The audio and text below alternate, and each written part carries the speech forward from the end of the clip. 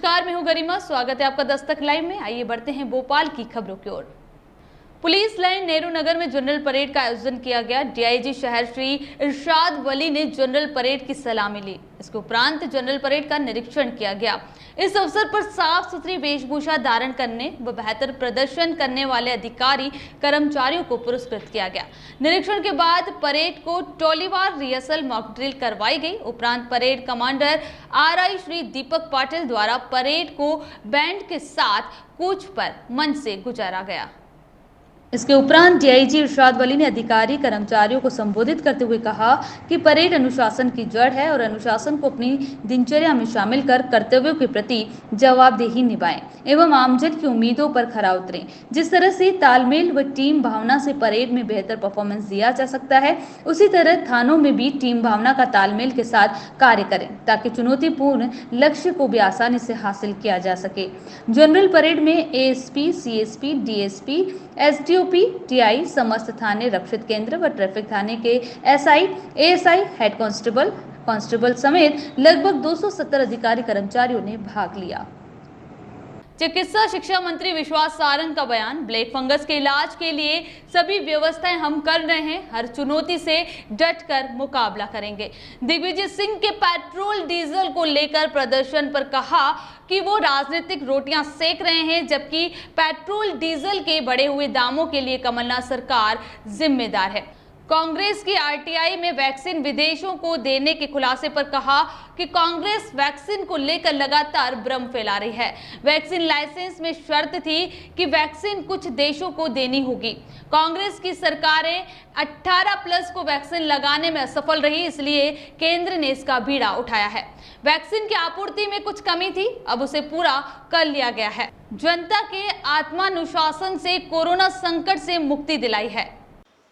दिग्विजय सिंह जी को अपनी राजनीतिक रोटी सेकनी है। मुझे अच्छा लगता जब दिग्विजय सिंह जी, जब उनकी रिमोट कंट्रोल वाली कमलनाथ की सरकार थी और उसने पेट्रोल डीजल पर वेट शुल्क बढ़ाया था, उस समय यदि दिग्विजय सिंह जी इस विषय में कोई बात करते तो लगता कि वो सही बात करते हैं। मध्य प्रदेश में जो पेट्रोल और डीजल के दाम बढ़े हैं वो कमलनाथ जी ने बढ़ाए हैं। सबसे ज़्यादा वेट यदि पेट्रोल और डीजल के ऊपर लगाया है तो वो कमलनाथ की कांग्रेस की सरकार ने लगाया है। पर दिग्विजय सिंह जी उस समय नहीं बोले, क्योंकि उन्हें तो अपने बच्चे को अच्छी विभाग और अच्छे मंत्री पद दिलवाना था, क्योंकि उन्हें तो अपनी लिस्ट में जो जो आईएएस और आईपीएस को अच्छी जगह पोस्ट करना था, वो लिस्ट फाइनल करानी थी। उनकी जागरूकता, उनकी जनता के प्रति लगाव और जनता के हित की यदि भावना होती तो वो निश्चित रूप से कमलनाथ सरकार में जब वेट पेट्रोल और डीजल पर बढ़ा था उस समय कोई बात करते। बीजेपी को वोट पब्लिक ने दिया है, बीजेपी से हो गया। हम सबके लिए संतोष की बात है कि मध्य प्रदेश में लगातार कोरोना के मामले में स्थिति ठीक हो रही है। हम जनता को बधाई देते हैं। जनता के आत्मानुशासन से और माननीय मुख्यमंत्री शिवराज सिंह चौहान के नेतृत्व में भारतीय जनता पार्टी की मध्य प्रदेश की सरकार के प्रयास से हमने कोरोना संकट से जनता को मुक्ति दिलाने में सफलता अर्जित की है। लगातार कोरोना के मामले में मध्य प्रदेश की स्थिति अच्छी हो रही है। यदि हम 21 अप्रैल की बात करें तो एक्टिव केसेस के मामले में मध्य प्रदेश देश में 7वें नंबर पर था और आज ये 24वें नंबर पर पहुंचा है। हम सबके लिए प्रसन्नता की बात है कि लगातार हम रोज लगभग 80,000 टेस्ट कर रहे हैं, जो अपने आप में रिकॉर्ड है, और लगातार हमारे पॉजिटिव केसेस की में कमी आ रही है। यदि मैं जून की ही बात करूं तो 1 जून को पॉजिटिव केस 1078 थे, जो लगातार कम होते गए। 2 जून को 991, 3 जून को 846, 4 जून को 798, 5 जून को 790, 6 जून को 735 और इसी तरह घटते घटते आज ये संख्या 397 हो गई है। बहुत सारे जिले ऐसे हैं जहां पर एक भी पॉजिटिव केस नहीं मिला है, जिसमें भिंड, टीकमगढ़, शाजापुर कल के आंकड़े हैं जिसमें एक भी केस पॉजिटिव नहीं मिला। हमने माननीय मुख्यमंत्री जी के निर्देशन में जो स्ट्रेटेजी बनाई है उसमें ये निश्चित किया है कि हमारे जो टेस्टिंग है उसमें हम कमी नहीं करेंगे। रोज़ हमारी टेस्टिंग जितनी कोरोना के पीक में थी वैसी ही टेस्टिंग रहेगी और उसके साथ ही ये भी सुनिश्चित किया जाएगा कि गांव में जो हमारा किल कोरोना अभियान चल रहा है आइडेंटिफिकेशन का, वो भी हम उसको व्यवस्थित करके रखेंगे।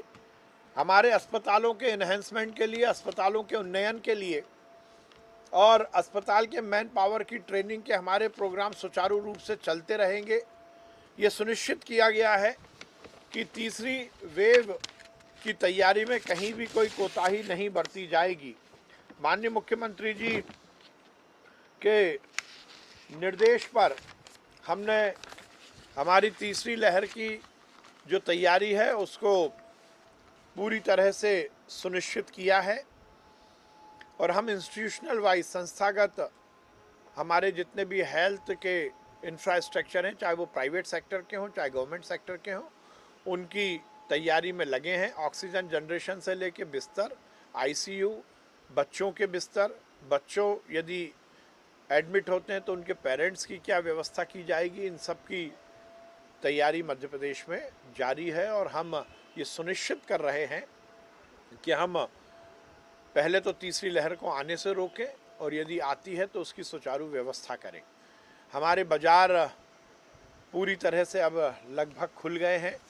उन बाज़ारों में भी कोरोना प्रोटोकॉल का ध्यान रखा जाए, इसके हम भी प्रयास कर रहे हैं और मैं जनता से ये अपील करता हूँ कि कोरोना संकट से बचाव का एक ही रास्ता है कि हम ये सुनिश्चित करें कि कोरोना प्रोटोकॉल का हम ध्यान रखें, मास्क लगाएं, सोशल डिस्टेंसिंग का पालन करें। कोरोना गया नहीं है, कोरोना यदि रुका है या मध्यम हुआ है तो हमारे संयम और हमारे अनुशासन से ही हुआ है।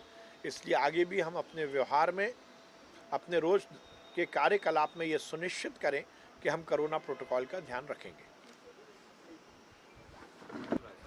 मुझे बड़ा आश्चर्य होता है जब इस तरह की भ्रामक बातों को प्रचारित किया जाता है।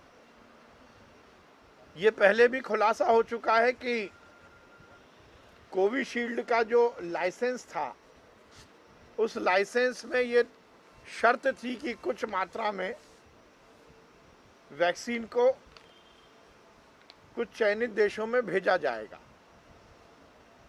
उस लाइसेंस में, उस रॉ मटेरियल के आने में ये शर्तें निहित थी। इस देश की सरकार ने प्रधानमंत्री जी के नेतृत्व में वैज्ञानिकों को प्रोत्साहित करते हुए एक बड़ा अचीवमेंट किया है, जिसमें 1 साल के अंदर वैक्सीन का निर्माण हुआ और इस 137 करोड़ के देश में जिस प्रकार से सुचारू रूप से वैक्सीनेशन प्रोग्राम चल रहा है वो अपने आप में अनुकरणीय है। छोटे छोटे देश अपने नागरिकों को वैक्सीन नहीं लगा पा रहे, पर हिंदुस्तान में जिस प्रकार से लगातार नरेंद्र मोदी जी के नेतृत्व में ये वैक्सीनेशन प्रोग्राम सुचारू रूप से चल रहा है, ये निश्चित रूप से भारतीय जनता पार्टी की सरकार की बड़ी उपलब्धि है। और अब तो माननीय प्रधानमंत्री जी ने ये भी सुनिश्चित किया है कि 18 से ज़्यादा उम्र के लोगों को भी भारतीय जनता पार्टी की सरकार की ओर से फ्री में वैक्सीन लगाई जाएगी।